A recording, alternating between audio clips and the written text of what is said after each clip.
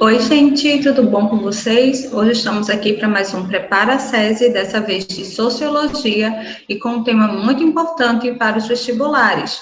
O tema da aula de hoje é cultura. Vamos lá começar?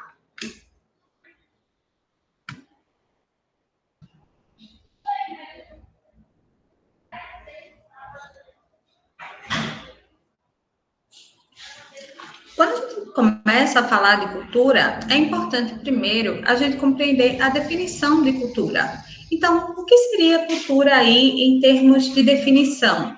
Cultura é o repertório da ação humana e de seus produtos que é transmitido socialmente. Então, primeiro, é importante a gente entender que a cultura ela é fruto da ação humana. É o homem quem produz, o homem ele é um agente cultural. E é por meio do repertório da ação humana, ou seja, das práticas do homem, são produzidos produtos. Que produtos são esses? Crenças, manifestações artísticas, hábitos, conhecimentos, tudo isso é fruto dessa ação humana, em que é transmitido de maneira social para os outros indivíduos. Vocês estudaram lá no primeiro ano o processo de socialização. Então, vocês viram que na socialização, o indivíduo ele vai receber, já desde o processo do nascimento, a cultura, os hábitos, os costumes desse povo. Então, quando a gente fala que a cultura é o repertório da ação humana e de seus produtos transmitidos socialmente, eu estou dizendo que o homem, primeiro, produziu a cultura, todas as suas manifestações, os costumes, os hábitos, e depois transmitiu para os indivíduos por meio da socialização. Então, a partir do momento que nós nascemos, nós já estamos inseridos numa cultura. Por exemplo, nós aqui do Brasil estamos inseridos no que a gente chama de cultura brasileira. Mas o que seria necessariamente a cultura brasileira? A gente sabe que é bastante difícil definir, uma vez que no Brasil a gente tem regionalismos bastante marcados.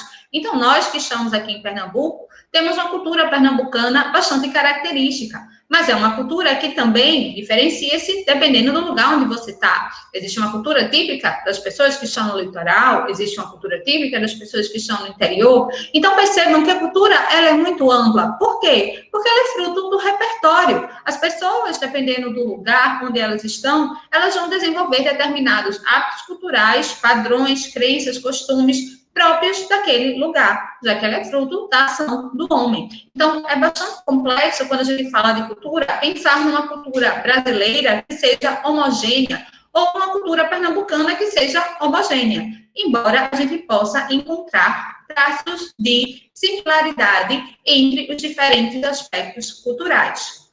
Eu coloquei aí um outro conceito para vocês de cultura, que é o conceito de cultura como sendo um conjunto de crenças, manifestações artísticas, conhecimentos, hábitos praticados e vividos pela sociedade em um determinado tempo e espaço. É importante a gente frisar que a cultura ela pode ir se modificando ao longo do tempo. Então, determinadas práticas culturais que eram comuns em determinado período, elas podem ir se modificando, se aperfeiçoando, desaparecendo. É por isso que é muito importante a gente ter a ideia de preservação da cultura.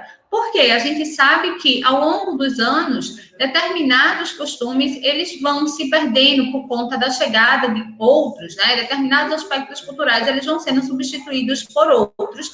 Isso acaba fazendo com que, muitas vezes, a gente perca a nossa própria identidade. Nós sabemos, e nós vamos falar daqui a pouquinho melhor sobre isso, que hoje em dia, no mundo globalizado em que nós vivemos, nós sofremos influência de várias partes do mundo. Então, sobretudo, os Estados Unidos, ele tem uma influência muito grande nas sociedades no mundo inteiro por conta das séries, dos filmes e hábitos típicos daquele país vão sendo introduzidos na nossa sociedade. Então, aos poucos, o que seria a cultura brasileira vai sofrendo um processo aí de transformação e com a chegada de outros aspectos culturais. Então, é importante a gente entender que a cultura, ela não é algo estático, ela não está parada. A cultura, ela é algo dinâmico, ela vai se modificando, ela vai se aperfeiçoando, algumas desaparecem, outras surgem, outras se modificam. E por isso é importante a gente estar sempre de olho nesses processos, para que a gente sempre tenha o cuidado de preservar a cultura e a identidade de um povo, para que essa identidade não se perca. Quando a gente fala de cultura, também é importante a gente pensar em dois aspectos, que são os elementos que compõem a cultura, que seria, no caso, o elemento material e o elemento imaterial. Ou, como eu coloquei aí no slide para vocês, a cultura material e a cultura imaterial. O que seria cada um deles? Qual é a diferença entre eles?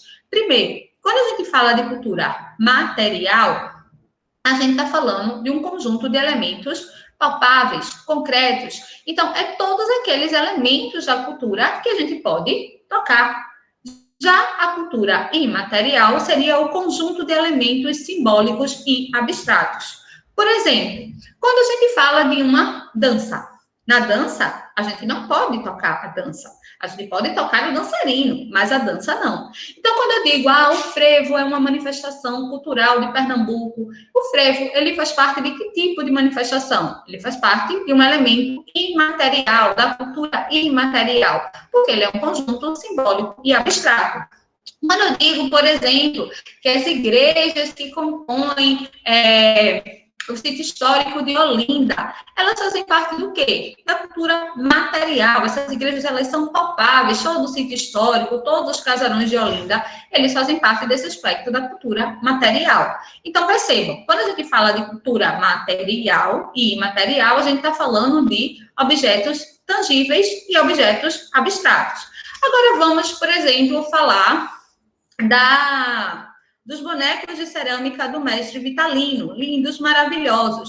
Ele seria material ou imaterial? Pensando sobre esse aspecto, a gente pode considerar dois. Por exemplo, os bonecos, eles fariam parte do que a gente chama de cultura material, porque eles são tangíveis, eles são tocáveis. Mas, quando a gente fala da técnica, do talento do mestre, a gente está falando de uma cultura material, é um elemento simbólico. Por isso que muitos artistas, ele inclusive acabam sendo patrimônio daquela sociedade, né? Então, um poeta, quando ele faz o poema, ele até pode ser tangível, né? O livro onde ele está escrito. Mas aquela figura, aquele conhecimento que ele produz é algo típico dele. Então, se torna um elemento simbólico daquela cultura. Então, é importante a gente sempre pensar a partir das diferentes perspectivas. Quando eu tenho uma cultura material e imaterial, eu tenho que analisar, ok, eu estou analisando o objeto físico, ou eu estou analisando o que de simbólico ele tem, o que de simbólico ele transmite. Então, quando eu falo música, dança, comidas, né? A comida, embora seja palpável, a comida, a forma como prepara, a técnica usada, ela também faz parte da ideia imaterial. É por isso que, por exemplo, quando a gente fala aí da treta do cuscuz do Big Brother, a gente tem cuscuz sendo produzido de diferentes maneiras. Por quê? Porque cada lugar, cada povo, ele vai ter a sua forma de fazer o cuscuz. Então, embora o cuscuz seja algo material palpável, a técnica de produzir, a forma de preparo, ele faz parte do processo de cultura material desses elementos simbólicos e abstratos. Ficou bem claro isso aí, gente? Então, vamos prosseguir. Quando a gente fala de cultura também, a gente tem outro ponto muito importante, que é a ideia de cultura popular versus cultura de massa. A gente geralmente tende a pensar em cultura como sendo a cultura erudita. Durante muito tempo, na sociedade, quando a gente pensava em uma pessoa culta, a gente pensava em uma pessoa que tinha ido para uma universidade, uma pessoa que tinha feito muitas viagens, uma pessoa que tinha lido muitos livros e que tinha uma bagagem do que a gente chama de cultural boa. Então, a nossa ideia de cultura, ela sempre esteve muito associada à ideia da cultura erudita, de um saber acadêmico. Hoje em dia, a cultura, a gente sabe que ela é muito mais ampla. Nós sabemos que existe a cultura erudita, e embora não tenha colocado no slide, estou mencionando para vocês, né, que é essa cultura acadêmica dos saberes, mas existem duas culturas aí que são muito importantes e que uma está ligada à outra, que é a ideia da cultura popular. A cultura popular, ela é aquele tipo de cultura que durante muito tempo foi negligenciada. As pessoas achavam que aquelas manifestações produzidas pelo povo, elas não tinham nada de importante para contribuir para a sociedade. Então, a cultura popular era considerada folclore apenas, né? Uma manifestação daquela sociedade, sem que houvesse dada relevância para aquilo. Hoje em dia, não. Hoje em dia, a gente concebe a cultura popular como sendo a soma dos valores tradicionais de um povo, expressos por meio de manifestações artísticas, crenças e costumes. Então, nós entendemos que a cultura popular, ela faz parte da manifestação típica daquele povo. Então, a partir do conjunto de saberes, valores, crenças e costumes, aquele povo foi moldando a sua cultura.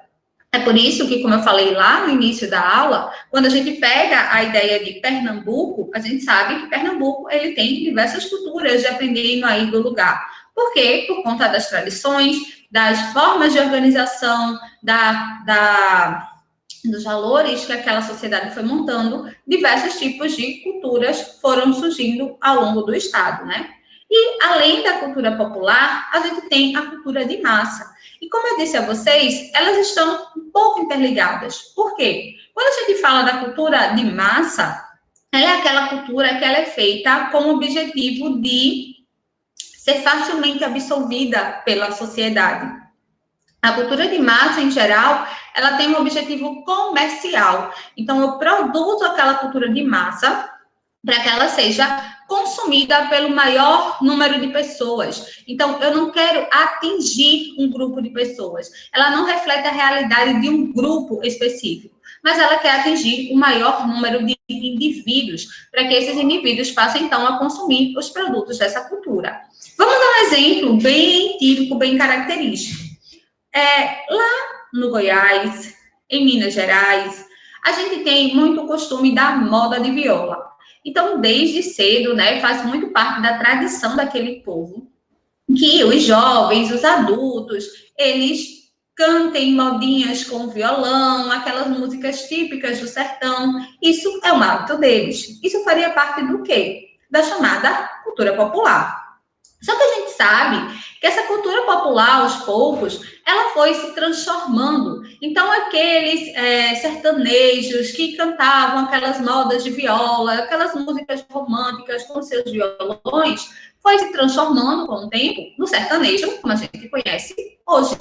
Esse sertanejo que a gente conhece hoje, ele já não faz parte necessariamente da cultura popular, mas ele foi uma transformação dessa cultura popular em uma cultura de massa.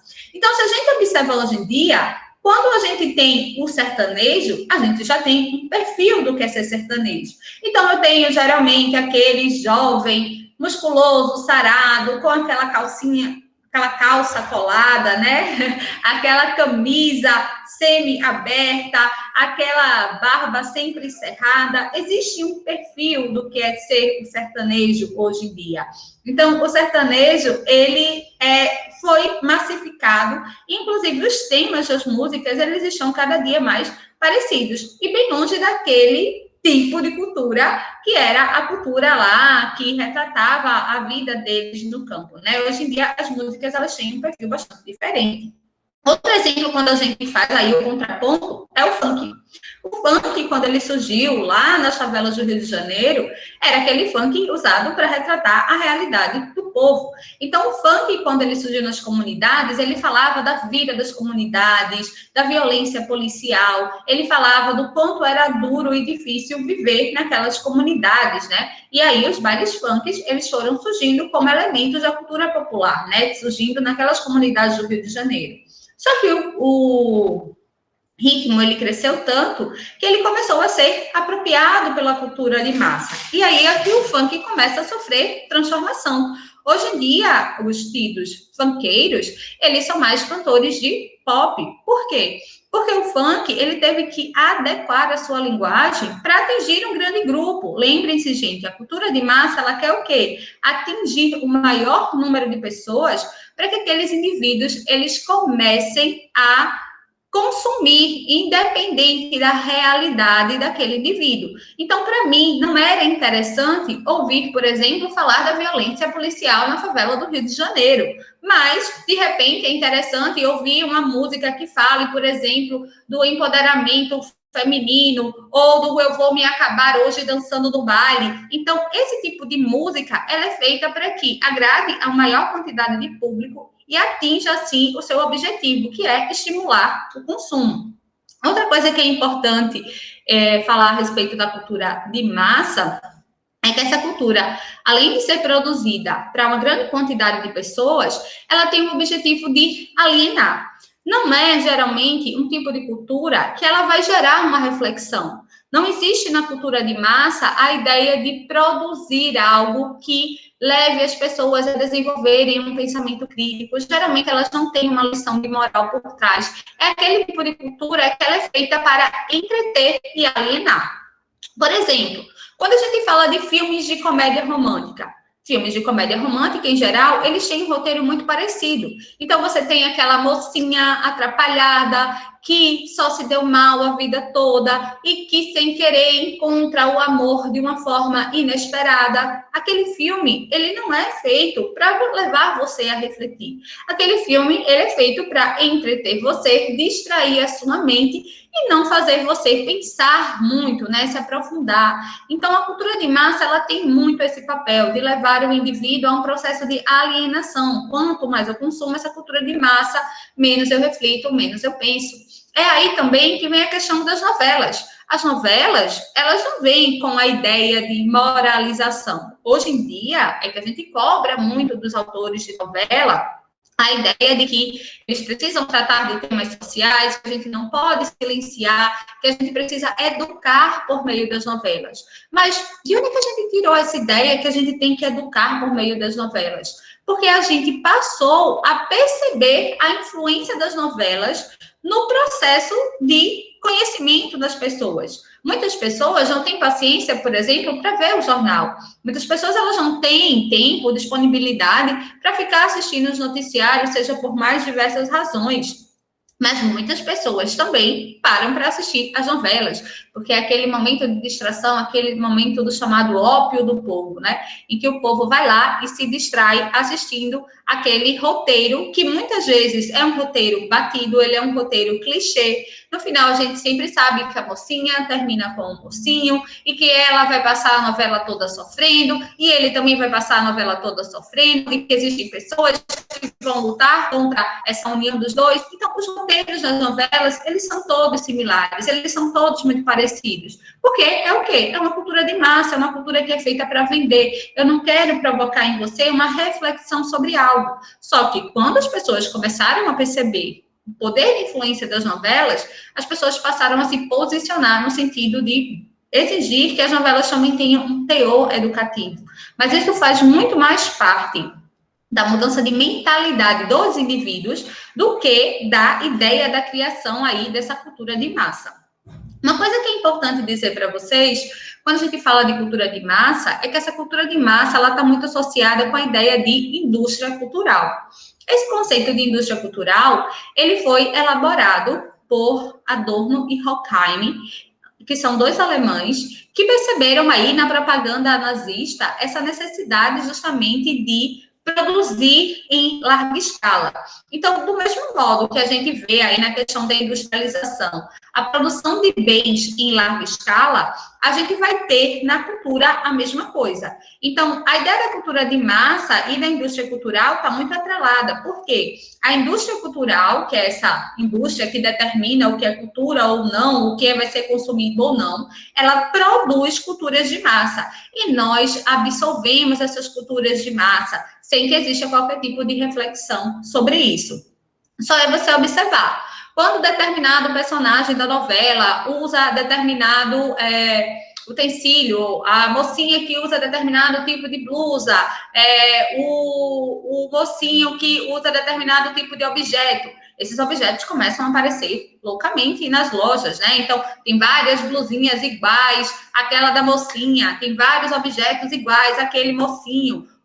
Isso é um processo de cultura de massa. Por quê? Por meio da indústria cultural, ou seja, da novela que está sendo aí produzida, você está estimulando o consumo das pessoas e fazendo com que aquelas pessoas comecem a ter aquele objeto de desejo.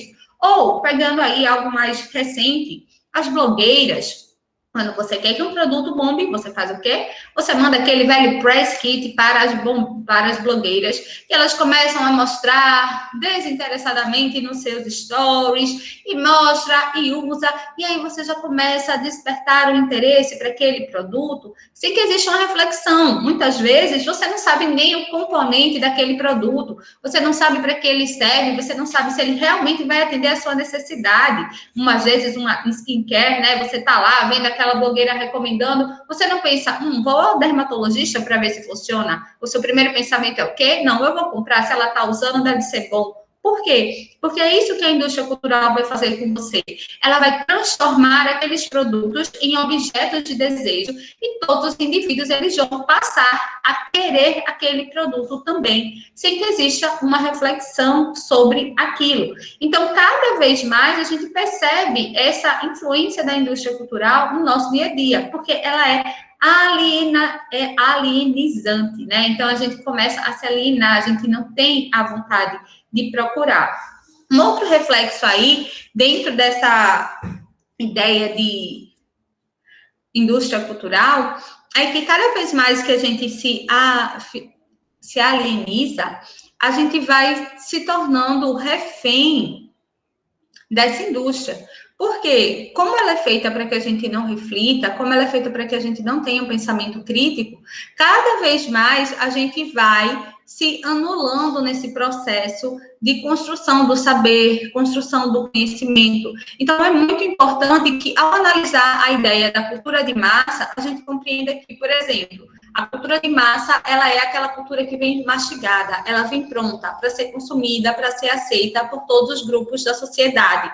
Essa cultura de massa, ela é produzida por quem? Ela é produzida pela indústria cultural e ela atinge vários setores. Então, eu estou falando de música, né? Já falei da televisão, cinema, mas ela atinge vários setores da sociedade e ela é muito transmitida pelos meios de comunicação em massa. Então, internet, televisão, rádio, todo tipo de comunicação em massa vai ser responsável por transmitir essa cultura de massa. E é por isso que cada vez mais a gente está sendo uma sociedade dos iguais, né? Cada dia mais a gente se comporta da mesma maneira, a gente se veste da mesma maneira, a gente quer as mesmas coisas. Por quê? Porque a cultura de massa faz isso. E, gente, vocês podem pensar que isso sempre foi assim, mas não necessariamente. Antigamente, né, quando você não tinha o rádio tão forte, quando você não tinha televisão tão forte, as pessoas, elas davam vazão às suas peculiaridades, às suas particularidades. Só que hoje em dia, a gente está abandonando a particularidade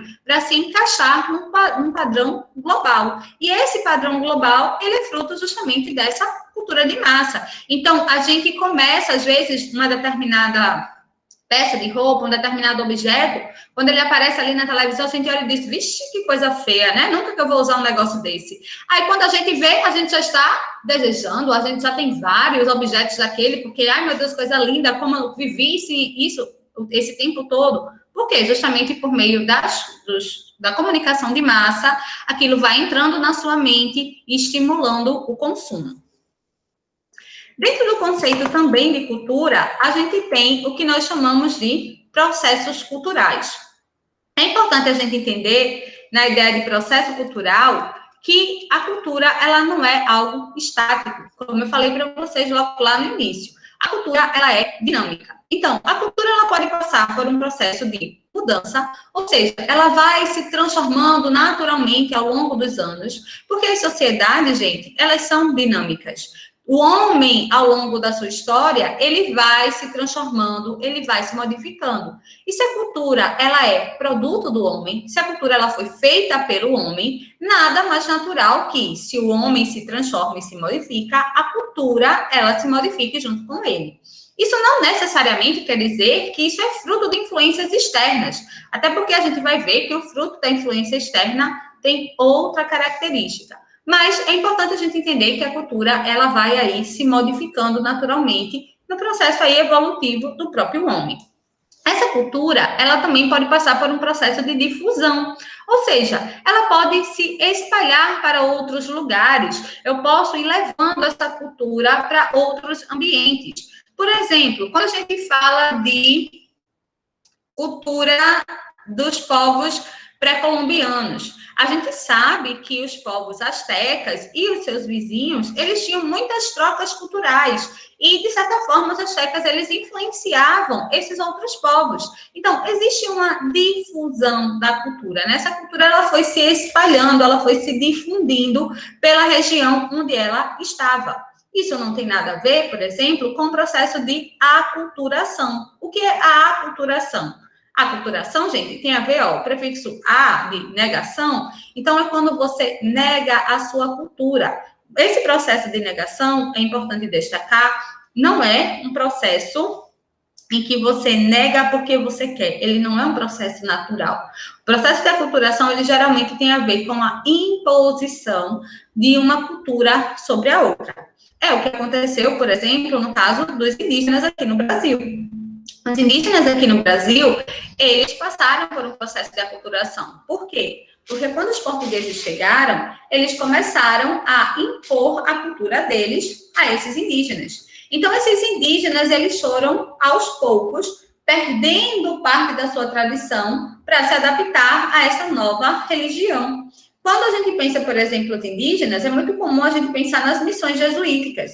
O que as missões jesuíticas fizeram? Aculturar o índio. Então, eles ensinaram um novo idioma para o índio, eles ensinaram uma nova religião para os índios, eles ensinaram uma nova forma de organização. A gente sabe que nas missões jesuíticas, esses índios, eles se organizavam basicamente de maneira quase que militar, né? Então, existia todo um rigor, toda uma hierarquia dentro dessas missões jesuíticas, e que o índio ali era o peão, né, de todo esse processo, e que passava por esse processo de aculturação. Então, na aculturação, eu perco a minha cultura, eu nego a minha cultura por imposição externa. É importante dizer, gente, que a aculturação, por exemplo, ela não tem nada a ver com a ideia de você aprender outros tipos de cultura. Quando você aprende um outro tipo de cultura, né, você amplia os seus horizontes, isso não é aculturação, porque você não está negando a sua cultura, você não está abdicando da sua cultura por uma imposição. A sua cultura, ela pode estar se ampliando, né, você está entrando em contato com outros tipos de cultura, mas não se aculturando, a não ser que, obviamente, isso seja fruto de uma imposição e que você seja obrigado a negar a sua cultura para poder viver conforme a cultura de um outro povo. E aí, um conceito de cultura aí que tem um nomezinho bastante peculiar é o processo da endoculturação. Endo, ele vem para dentro, né? Então, quando a gente fala de endoculturação, a gente está falando o quê? Do processo de transmissão da própria cultura do ambiente para o indivíduo. Nós, quando nascemos, nós não nascemos sabendo o que é cultura. Nós não nascemos sabendo qual é a nossa cultura. Mas nós somos inseridos dentro de uma cultura.